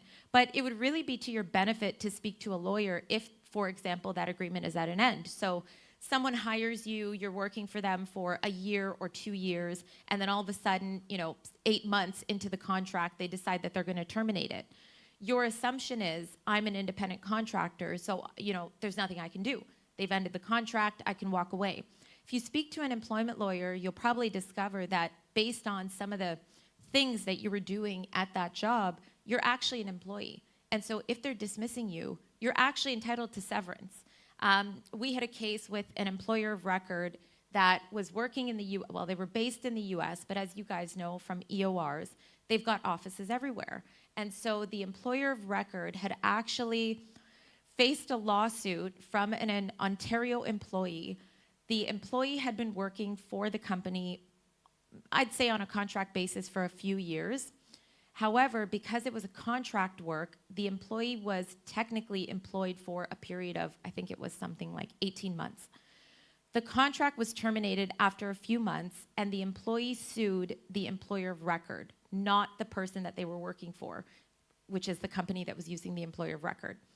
In the end, the employer of record was on the hook for not just severance for 1 or 2 months, but severance for the balance of the contract, meaning the additional 8 to 10 months. And that employee won that case because in Ontario, fixed term employment means if you're fired before the end of your fixed term, you're entitled to the full amount for severance. So here was this employee let go by somebody who thought, they're not going to owe anything, and the employee ended up with about 8 to 10 months of pay after being let go. So it's especially important that if you're working as a contractor, you sort of look into the employment laws that apply, because if someone decides to terminate your employment, there are certain protections that you may be entitled to under the law that are really, really worth looking into, especially if all of a sudden you're going to be scrounging for new work and you're living in a place where you have to pay rent and you have various other expenses. You also, as a contractor, don't have benefits. Another reason why you should probably speak with a local employment lawyer to see if you're actually an employee, because employees can access health, dental, and other certain types of benefits that are not available to contractors. As a contractor, you also have to navigate tax by yourself. That's not super fun.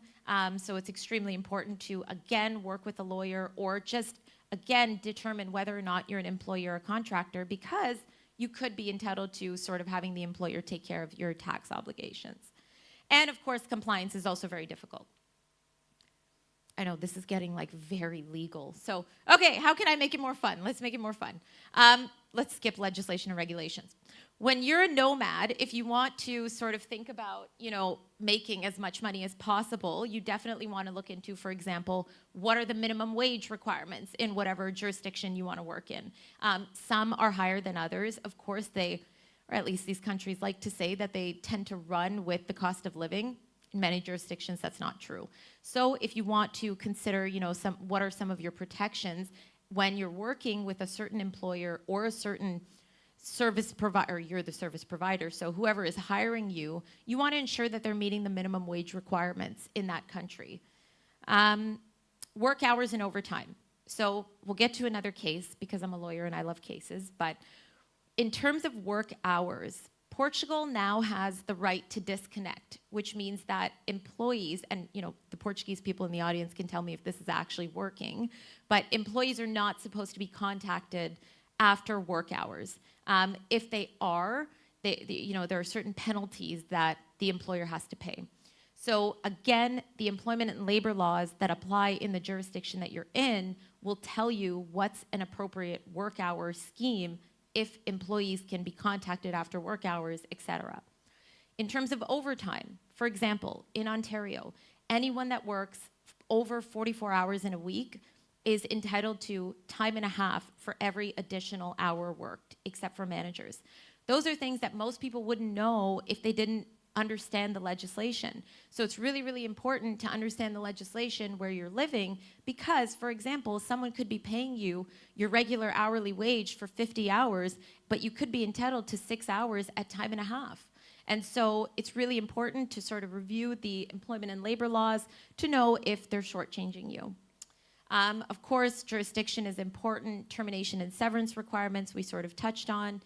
Medical and emergency leaves. Another reason to look at the legislation. So, for example, in Eastern Europe, you've got 2 years, sometimes up to 3, of maternity leave through the government. You've got job protected leave when you are pregnant and after you give birth. In Canada, you've only got 12 months, and in the US, you've only got 3 months. So again, it's extremely important to know what legislation applies to you so that you know what your protections are. If you're in Eastern Europe working as a nomad and their legislation applies to you, you take a maternity leave and they call you back, actually even worse, if they terminate your employment, let's say while you're on 1 or 2 years of maternity leave, you can sue because they have terminated your maternity leave early and you were entitled to job protected leave. It's not the same in Canada, it's 1 year, and in the US it's 3 months. So these are some of the employment and labor worldwide developments that have happened, I would say mostly post-COVID. Unfortunately, we were in a situation where people weren't really taking remote work and digital nomadism seriously before COVID. And then COVID happened and it blessed us all with the ability to sort of work from wherever we want, and with the government sort of scrambling to enforce new legislation that would help with protecting remote workers and digital nomads. So these are some of the examples of some of the legislation that has passed since COVID. In Costa Rica, you've got the work from home bill. So what the work from home bill says is it says that employees that are working remotely can enter into agreements with their employer. It's a mutual agreement, but it means that you are protected under the law as an employee. Sometimes you have situations where legislation won't recognize employees that are working remotely or employees that are working nomadically. When you're in that situation, if the legislation doesn't recognize that type of worker, you're in hot water because you may not be entitled to many of the benefits that ensue from that legislation. For example, severance requirements, termination requirements, or more importantly, occupational health and safety. And we'll get to a very interesting case in Canada where this became extremely important.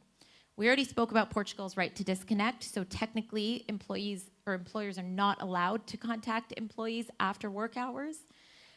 In Sweden, and this was a very interesting case, we had an employee who was working remotely during the pandemic, brought a lawsuit against their employer and asked for the employer to pay a portion of their rent while they were forced to work from home.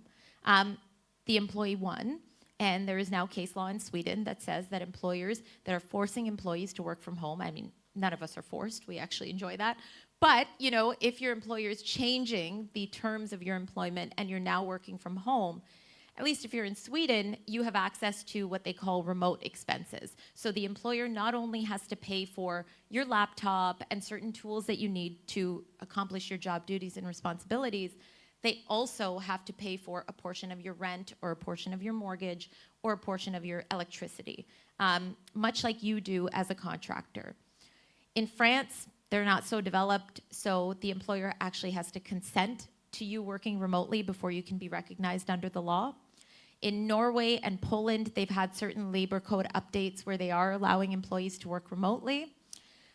In Spain, you've got the Remote Work Act, and you know, a lot of these jurisdictions are actually doing this because they're trying to attract nomads and remote workers to their countries to come and work and boost tourism. So again, it's really, really important to be aware of this legislation because there's a myriad of benefits that you can achieve or obtain from being familiar with this legislation. In Argentina, you can work remotely only if you have a written remote work agreement. And in Brazil, this is the really cool one.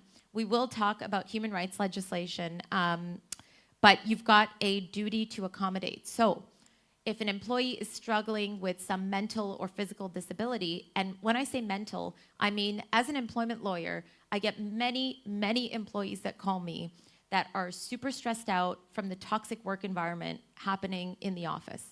They're bullied, they're harassed, their managers talk down to them, their colleagues treat them badly, and all of a sudden they're suffering from anxiety and depression.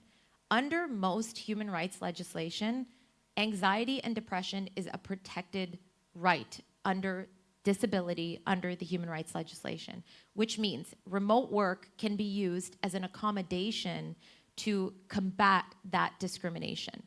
Brazil has already recognized that there is a duty to accommodate employees that are suffering from any sort of discrimination through remote work. I don't have very much more time, but here's some of the qualifiers that as a lawyer I would tell you to consider when you're choosing where you want to work remotely or as a nomad. First of all, what are the employment protections? So for example, in Ontario, when you're fired, you're entitled to 1 month of severance per year, which means if you were working for a company for 5 years and they let you go tomorrow, even without cause, you're entitled to 5 months of your wages.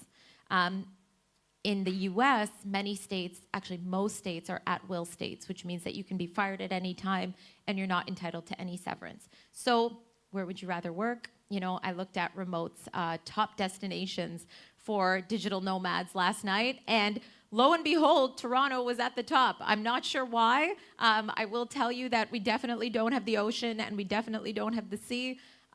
It's a wonderful place to live for 4 months a year in the summer. I don't know why it's at the top of the list, but hey, listen, if you want to come down there, you can come and talk to me. Again, minimum wage, benefits, insurance, social security. So those things are important because if you're working as a nomad, you really don't have many protections. So you want to ensure that the legislation that applies to you is the one that's, you know, the most protective of you. We sort of went through some of those other things. So we've talked about the human rights legislation and using remote work as an accommodation for discrimination on physical and mental disabilities. And these are some of the things that need to be included in employment agreements. I'll just give you a quick, you know, instead of going through all of them. Your employment agreement should set out your job duties and responsibilities. If somebody happens to fire you for something that was not part of your job duty and responsibility, or even worse, changes your job duties and responsibilities, you can actually sue for constructive dismissal and you're entitled to your severance. So for example, one of my very good friends was working as a nurse pre-pandemic. During the pandemic, of course, there was a lot of pressure on hospitals and nursing services, but she didn't feel that it was fair because she also had 3 children at home because the schools were closed down.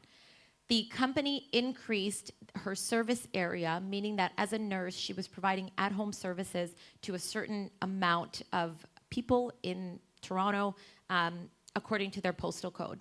Her postal code area was increased by 2, meaning she was now servicing more homes. We sued for constructive dismissal, saying that this was not a term of her employment. The term of her employment was that she was only going to be servicing these postal codes. Of course, the employer said, well, it's COVID. We need more people to work. We need more nurses. We won the lawsuit, and she got 7 months severance. So it's really, really important to just make sure that your employment agreement sets out your job duties and responsibilities. And if the employer is asking you to work and do something else or has changed those terms, you can sue for constructive dismissal. This is probably where I'll end off because I'll give you this quick one. So we had a case in Canada, in Quebec actually. An employee was working remotely in this emergency remote work scenario. So, was working in the office previously as a call center employee for Air Canada, one of our largest airlines. The employee took her lunch break, and slipped and fell down her stairs at home. The employer, Air Canada, refused to provide workers' compensation or short-term or long-term disability and said that she's working from home, she was on her lunch break. The judge in Quebec actually said the opposite. The judge said that working from home was mandated by the employer. The work hours, including her lunch break, was mandated by the employer, meaning set by the employer. And so she was in the context of her employment and she was entitled to workers' compensation. That's some of the case law that's been coming out through COVID, but it's extremely important to know. You all know the difference between an independent contractor and an employee. An independent contractor has the right to hire people to help them. So when you think about independent contractor and you want to think about whether you're one or the other, just use this scenario. When you hire someone to paint your home, they typically tell you how much it's going to cost and when it's going to be done. There's probably delays, but that's the general gist of it. They are allowed to hire as many subcontractors as they want. They're allowed to change the terms of their employment. They're allowed to sort of, do whatever they want as long as they get you the end product. That is an independent contractor. If your employment is not similar to that, you are not a contractor and you're entitled to employment protections. You are only a contractor if you've got the right to hire subcontractors, an assistant, people to help you. You've got the right to fire them as well. You own your own tools and equipment. The company doesn't provide it. You set your own work hours as well as the wages, and you are not paid overtime, bonuses, and benefits. So the last one is the only one that's an employee.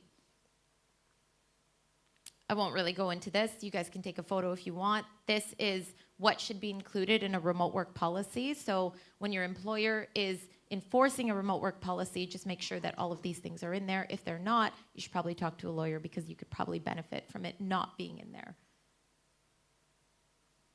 And we'll skip health and safety. Employers of record, most of the time, they're liable. So if you're in a situation where you're fighting with the employer of record, call an employment lawyer, call me, and we'll probably sue them, and we'll probably win. And that's the end. Give it up one time for Tara, everybody. Very nice. Talking la, la, la. All right. So here's what I was going to say. It sounds like I know that there are hundreds of different types of lawyers. You got labor lawyers, employment lawyers, migration lawyers, tax lawyers. So who do I want on my team if I'm a digital nomad? Well, you want me as your employment lawyer, and you want Zeev as your tax lawyer. So that's it. That's the team, That's it. That's the team for nomads. All right, very good. Good answer. All right, let's jump into the questions. Do you already have a partner for global health insurance topics? Asking for a friend from Christoph of Nomads Insure. Great guys, those guys, yeah. So global health insurance topics. What do we mean by partner? If we're saying sort of a business partner and somebody that can work with the employment lawyer, then yes. The employers of record that we work with tend to have a lot of insurance partners, but we also in Canada are dealing with different insurance companies that work with remote workers and nomads. So we do have resources, if that's what you mean. If you mean a speaking partner, then come and talk to me. Very nice. All right, next question. How do we navigate remote companies asking independent contractors to act like full-time employees? Example, you live in Portugal and it's a US company. Honestly, so you can sort of rock the boat. You can go ahead and tell the employer that, you know, you're treating me like an employee and I'm not an independent contractor, and, you know, go down this rabbit hole where they'll probably let you go.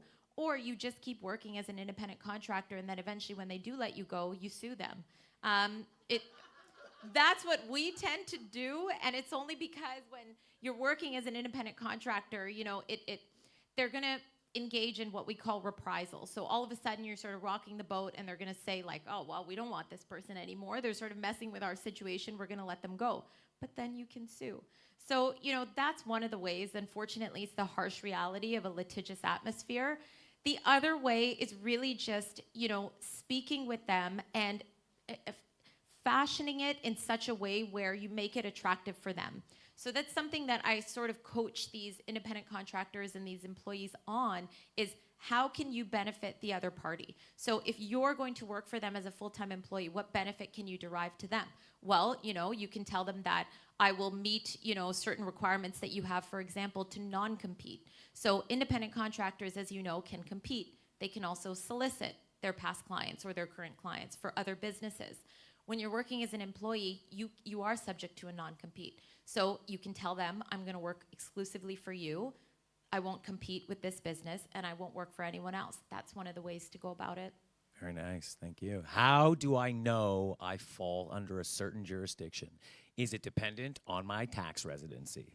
So that's the tricky one, and that's why it was so excellent that Zeev was here. Unfortunately, it depends, and I hate this question, or I hate this answer. It depends on the jurisdiction. So for example, even in Canada, if you're in Quebec, you are actually subject to the employment laws of the jurisdiction of the employer. Meaning if the employer's head office is in Vancouver, even though you live in Quebec, you're subject to the legislation in Vancouver. In Ontario, that's not true. You're subject to the legislation of where you're living. So it's really difficult to sort of answer the question, you know, as on a whole. It would really be just reviewing the legislation and speaking with a lawyer. And, you know, contrary to popular belief, most lawyers will actually do a free consultation and they'll answer a couple of questions when you call them. So it's always worth it to just reach out to a local lawyer. This is excellent information, and I say it's excellent information also because, believe it or not, I'm from Ontario, so that's awesome. That's great.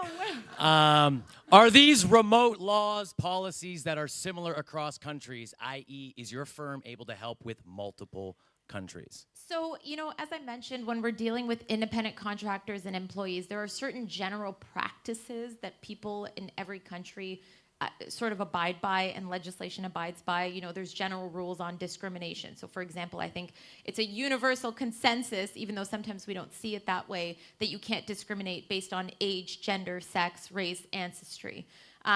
However, when you're dealing with remote laws and policies, as we saw, there's different legislation, bills, regulations that are coming out in every country. So for example, if you have one country that says that you can only have remote work if there's a written employment agreement, whereas another country says it's based on mutual consent, you'd sort of have to consider, you know, working with every country to determine what laws apply. Our firm is able to help with multiple countries, but we do that through our partnerships with EORs. Okay, thank you. We got time for one more question, all right? If an employer ends a contract during a 6-month trial, does the employee have any rights to sue or claim anything? So when we say trial, I assume we mean probation. Again, they always say, like, lawyers, they're the worst, because the answer is always, it depends. So it depends on the jurisdiction where the employee is. So for example, in Ontario, you have a lot of employers that will say in their employment agreement that it's a 6-month probation. That's not lawful. It's always a 3-month probation under the law. Anything after that means that you're actively employed, which means you could sue if you were terminated. So unfortunately with digital nomads, again, what tends to happen is a company will present you with a contract. It will have all of these sort of bogus terms in there, and you have no idea whether they apply. You just assume that they apply. You assume when the Portuguese company gives you your employment agreement that all of a sudden, you know, it's a 6-month trial, and that's what the law says. Again, it depends, so you'd have to speak with the employment lawyer to know. Very nice. And you know what? I'm a man of the people. Another question popped in, so I'm gonna get it out there, right? As a business owner that gives work to VAs, digital nomads, the information shared here makes me less inclined to hire freelancers, digital nomads. Any comment? Yeah, so I mean, don't be less inclined, because also, like I said, I always fashion it in a way where it's attractive to whoever is doing the hiring or whoever really has the legal issue. And so when you're hiring freelancers and digital nomads, the most attractive thing is that you don't have to worry about tax implications, you don't have to worry about visas, you don't have to worry about sort of figuring out the different legislation that applies to your employee. That's the biggest attraction to hiring freelancers or digital nomads. So keep hiring them, and don't forget that even if a digital nomad, for example, ends up being qualified as an employee and is entitled to certain protections, you still have, I don't want to say the upper hand, but you've got an argument to make that says, well, this nomad, for example, was working as a contractor for this other company, and that competes with my company, and so that shows that they're actually an independent contractor and not an employee. Or this nomad was paying taxes to this jurisdiction or owns their own laptop, and so actually they're a contractor and not an employee.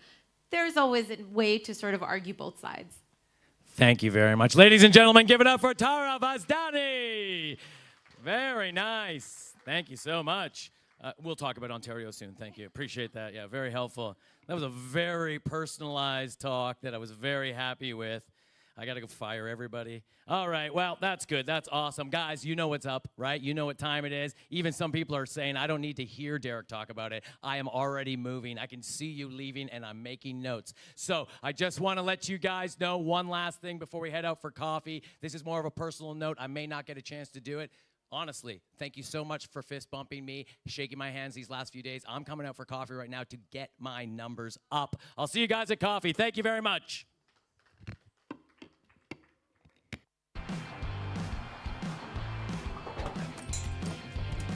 My name is Christoph. My team and I are digital nomads and experts for global health insurance.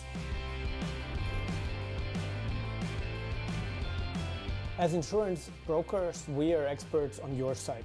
That means we help to assess your risk in the right way. Then we will find the proper solution from the global market. As a digital nomad, you don't know in the morning who's going to shave you in the evening. And in case you have issues with your insurance company during the duration of the contract, we help you to enforce your interests towards the insurance company. As a digital nomad, you never know where you wake up next morning.